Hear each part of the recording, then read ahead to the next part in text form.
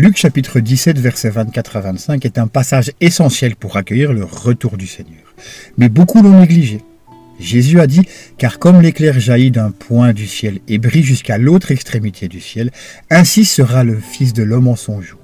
Mais il faut auparavant qu'il souffre beaucoup et qu'il soit rejeté par cette génération. » Ce passage nous révèle une chose très importante. Dans les derniers temps, le Seigneur reviendra en tant que Fils de l'homme. Et quand on parle du Fils de l'homme, cela signifie une personne née d'un être humain avec une humanité normale, comme toi et moi, capable de manger, de marcher, de vivre une vie ordinaire. Autrement dit, cela fait référence à Dieu incarné comme le Seigneur Jésus lors de sa première venue.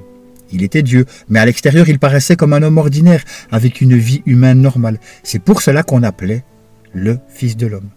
Mais un esprit ne peut pas être appelé Fils de l'homme. Par exemple, l'Éternel Dieu est esprit. On ne peut pas l'appeler Fils de l'homme.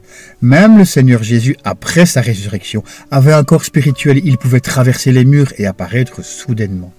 Ce corps glorieux n'est plus humain, donc il ne peut pas être appelé Fils de l'homme. C'est pourquoi le Fils de l'homme désigne clairement Dieu revenu dans la chair à la fin des temps.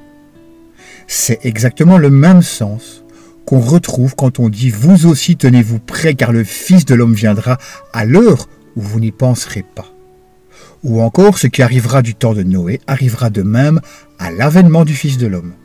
Tous ces versets nous montrent la même chose. Le retour du Seigneur se fera par l'incarnation de Dieu dans un corps humain ordinaire qu'on appelle encore le Fils de l'homme. Et dans Luc, chapitre 17, verset 25, Jésus précise encore une chose importante. Mais il faut d'abord qu'il souffre beaucoup et qu'il soit rejeté par cette génération. Pourquoi devrait-il souffrir et être rejeté?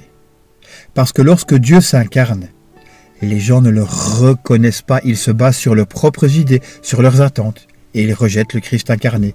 Ils disent « mais ce n'est qu'un homme », et ils le condamnent, comme les pharisiens l'ont fait l'autre fois.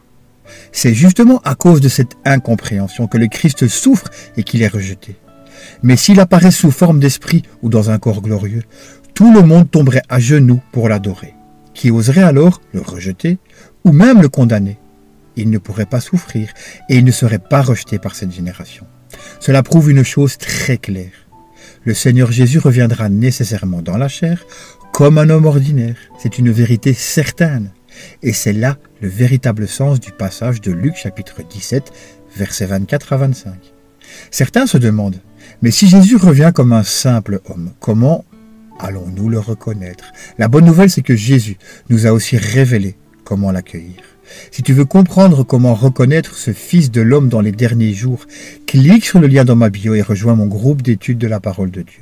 Nous t'aiderons à te préparer et à accueillir le Seigneur Jésus revenu dans la chair.